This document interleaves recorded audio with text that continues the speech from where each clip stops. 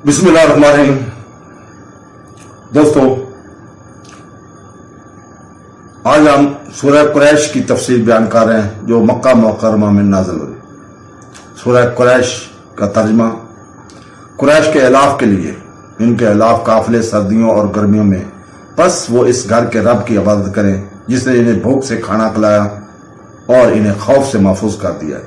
इस सूरत को इससे अलग कर दिया गया जो इससे पहले मुसअब उस्मान की असल नकल में थी। उन्होंने सहाबा कराम ने इन दोनों सूरतों के दरमियान लाइन यानी जगह पर अल्लाह के नाम से जो बड़ा मेहरबान नहायत रहम वाला लिखा है।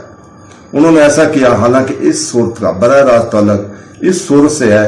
इससे पहले जैसा कि मोहम्मद बिन असाक और अब्दुर्रहमान बिन जैद बिन असलम दोनों ने वजाहत किया, इसलिए कि इन दोनों का मफहूम यह है कि हमने हाथी को मक्का में दाखिल होने से रोक दिया है और कुरैश को जमा करने के लिए इसके लोगों को हलाक कर दिया, जिसका मतलब है कि इनको मदद कर दिया करके इनकी शहर में बहफाजत जमा कर दें। यह भी कहा गया कि इस इलाफ के मायने वो हैं जो उस सर्दियों में यमन के सफर में और गुरों में शाम में तजारत के जरिए और इसके अलावा जमा करते थे। फिर वो अपने सफर के दौरान सलामती के साथ अपने शहर वापस लौटते थे, क्योंकि लोग में इनके लिए जो इज्जत थी, इसलिए कि वो अल्लाह के हरम के लिए रहने वाले थे, इसलिए जो इनको जानता था वो इनके तहजीम करता था। इनके पास आने वाले और इनके साथ सफर करने वाले भी इनकी वजह से महफूज रहे।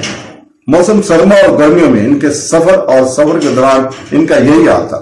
इनके शहर में रहने के हवाले से तो ये है कि जैसे अल्लाह ताला ने फरमाया, क्या उन्होंने नहीं देखा कि हमने इसे एक महफूज पनाह बना दिया, जबकि लोग इनके चारों तरफ से छीन लिए जा रहे हैं।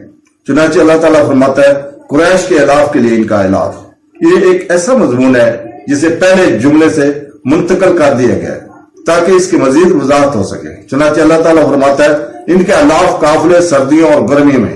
इब्न जरीर ने कहा, सही राय यह है कि हरफ लाम एक साबका है जो हैरत को ज़ाहिर करता है। गोया अल्लाह कह रहा है कि तुम इस पर हैरान हो, कुरैश को मुतहद करना इसमें इन पर मेरा आसान है। उन्होंने आगे कहा, यह मुसलमानों की इत्तेफाक की वजह से है। ये दो अलग अलग और आजाद सूरतें हैं। फिर अल्लाह ताला इनको अपने इस फरमान में अजीम एहसान का शुक्रिया अदा करने की हिदायत करता है।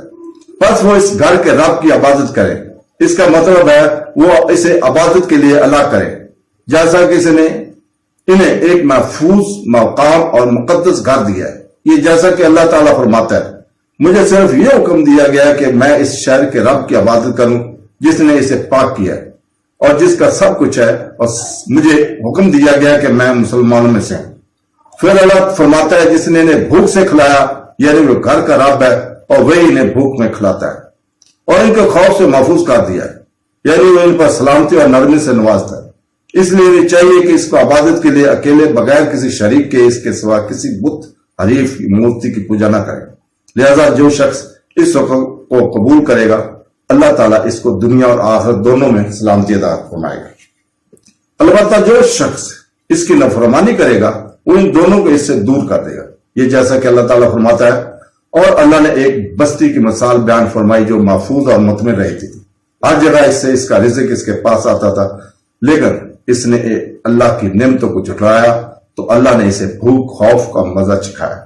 और यकीन इनके पास इन्हीं में से एक रसूल आया था, जो उन्होंने इसे झुठलाया तो इन्हें अजाब से पकड़ा और वो जालिम थे।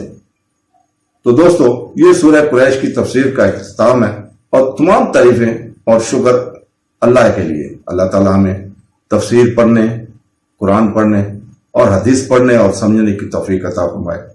आमीन सुमा आमीन।